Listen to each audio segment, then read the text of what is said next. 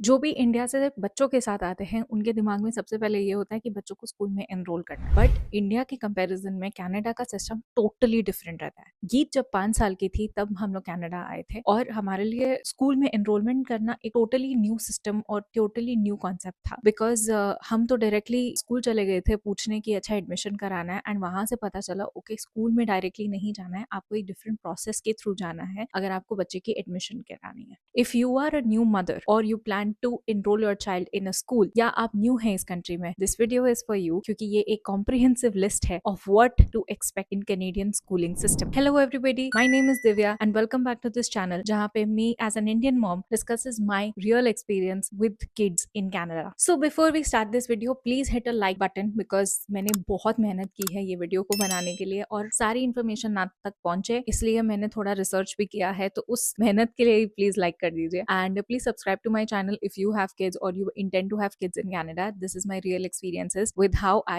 deal with my kids and what is the system in Canada with my 2 kids. So in this video we are going to discuss कि यहाँ पे school में enrolment कैसे होती है, fee structure क्या होते हैं, what are the different types of school, school के इनटेक का टर्म्स क्या होता है, क्या इधर एग्जाम्स होते हैं कि नहीं होते हैं, बच्चे को पढ़ाया कैसे जाता है, क्या टाइमिंग होता है, and so many things, right. So इसलिए let's break this video into parts. The first one is going to be enrollment. So बच्चों को एनरोल कैसे करते हैं? इंडिया में बहुत सिंपल है, आप स्कूल चले जाते हो जो भी स्कूल आपको पसंद आता है और वहां पे आप अपना एडमिशन फॉर्म ले लेते हो, online offline what ever it is, and वहां पे भर के आपने अपने बच्चे का एडमिशन ले लिया इफ दे हैव स्पेस। यहाँ पे things are totally different and it is a different structure altogether. आप डायरेक्टली स्कूल जाओगे वो आपको एंटरटेन नहीं करेंगे, आपको जाना है boards. Now if you know Canada is divided into different different provinces, and provinces के अंदर भी जो सिटीज हैं उनको एक एक बोर्ड देके रखा हुआ है। सो जैसे 2-3 सिटी का एक बोर्ड रहता है जिसकी एजुकेशन, जिसकी म्युनिसिपालिटी, एवरीथिंग उन लोग का हैंडल किया जाता है, राइट। सो यहाँ पे भी जब मैंने एनरोलमेंट करनी चाहिए तो उन्होंने बोला you have to go to the board. तो वहां पे आपको वेबसाइट पे रजिस्ट्रेशन फॉर्म मिलेगा, एंड अगर आप रजिस्ट्रेशन फॉर्म में भरते हैं तो वो आपसे डॉक्यूमेंटेशन मांगते हैं। ये डॉक्यूमेंटेशन जो होते हैं वो हम लोग डिस्कस करेंगे, but this is the process. Once you finish that registration form only then आपको स्कूल से फोन आएगा कि ओके आपका बच्चे का नाम यहाँ पे लग गया है। So you don't have to go around, which is a very good thing and a very smooth process for us. जिस दिन registration की उसके literally 48 hours में मेरे को फोन आ गया था कि okay this is where my child is going to go for schooling. Next, during the registration, the documentations that they ask is आपका PR card या आपका work permit, whatever you have as your authorization या आपका identity. Then they will ask for the vaccination. Vaccination over here is very important. वो लोग vaccination, immunization records मांगेंगे आपके बच्चे की, क्या आपके बच्चों को प्रॉपर वैक्सीन मिली है कि नहीं, और अगर वैक्सीन नहीं मिली है तो वो लोग आपको लेटर भेजेंगे कि okay you have to update this particular vaccine, आपको जाके ये वैक्सीन लगा के आना है। And the other would be your address proof. Address proof is important because यहाँ पे schools are based on catchment area. Catchment area क्या होता है कि हर एक एरिया को एक स्कूल दिया हुआ है, आप अपने बच्चे को अपने मनपसंद के स्कूल में नहीं डाल सकते, आपको वही स्कूल मिलेगा जहाँ पे आपका कैशमेंट एरिया बैठता है। Usually this is a radius of like 1 to 2 kilometers.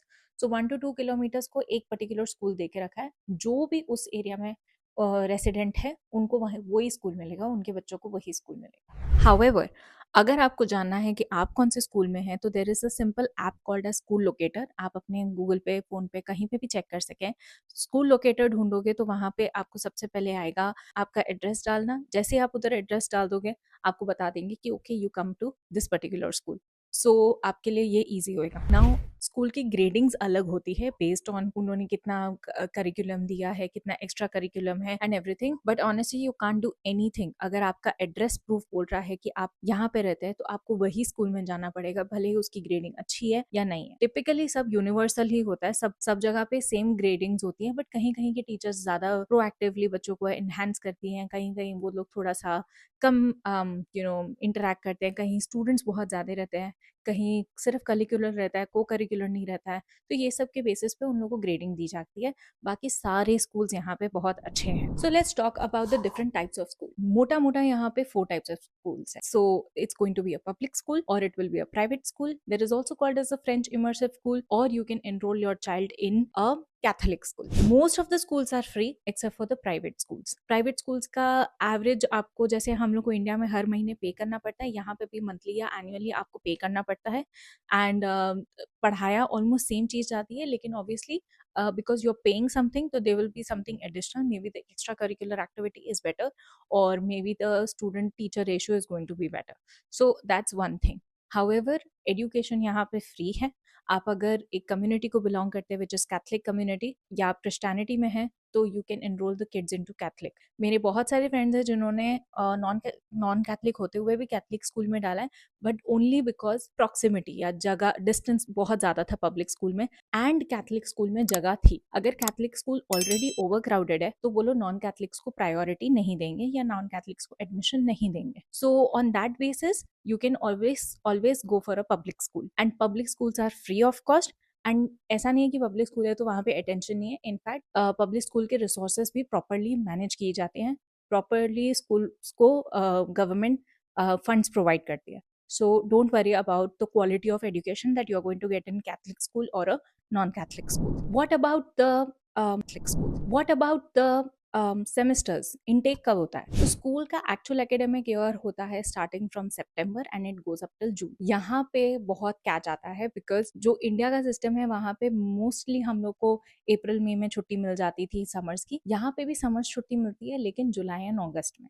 And जैसे ही जुलाई अगस्त खत्म होता है, सितंबर से न्यू क्लास चालू हो जाती है and your new academic year starts. इसी सेमेस्टर के अंदर आपको पूरे ईयर का कैलेंडर दिया जाता है कि what are the breaks that you are expecting, what are the schedules that you are expecting, and उसी हिसाब से आप अपने डे को, अपने ईयर को प्लान कर सकते हो बच्चों के स्कूलिंग के हिसाब से। So now talking about the, यहाँ पे बच्चों का जो स्कूलिंग ईयर स्टार्ट होता है वो शॉकिंगली 0 ईयर्स से ही स्टार्ट हो जाता है। Yes, 0 years. 0 to 4 years is considered to be day care years. Day care में प्री स्कूलिंग भी होती है। आफ्टर दैट उन लोग डालते हैं 4 ईयर्स से लेके 5 years, which is like 4th year and 5th year is their kindergarten years. It is called junior kindergarten and senior kindergarten, which is LKG and SKG, which is 4th and 5th year. And then 5th year से start होता है grade 1 से लेके grade 8. Grade 8 तक called elementary school. उसके बाद आता है 9th to 12th, which is called the high school. Or you can call it a secondary school. After 12th comes the college, and then comes the university. So this is how the structuring happens. Depending on